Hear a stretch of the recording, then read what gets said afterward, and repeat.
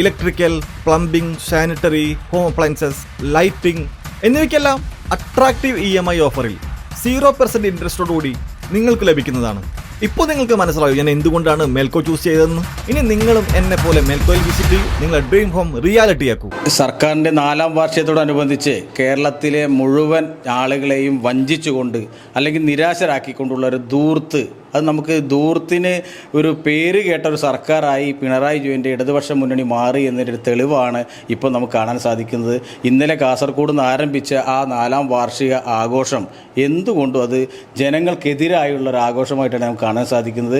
ഒരു തരത്തിലും അതിനെ ന്യായീകരിക്കാൻ സാധിക്കില്ല. നമുക്കറിയാം, ആശാവർക്കർമാരുടെ സമരം 70-ലധികം ദിവസങ്ങൾ പിന്നിടുമ്പോഴും ഈ സർക്കാർ അതിലൊന്നും തിരിഞ്ഞു നോക്കാതെ ആ പാവങ്ങളൊക്കെ ജീവിക്കാൻ വേണ്ടിയുള്ള സമരം നടത്തുമ്പോൾ ഇവിടെ ധൂർത്തടിച്ചുകൊണ്ട് അദ്ദേഹത്തിൻ്റെ പടങ്ങൾ മാത്രം വെച്ചുകൊണ്ടുള്ള 15 കോടിയുടെ പ്രചരണവും ഫ്ലക്സ് കൊണ്ടുള്ള പ്രചരണവും അതുപോലെയുള്ള ധൂർത്ത് നടത്തുമ്പോൾ അതിനെതിരെ കേരളത്തിലെ ജനങ്ങളിൽ ഉണരണം എന്ന് മാത്രമാണ് ഞങ്ങൾക്ക് പറയാനുള്ളത്.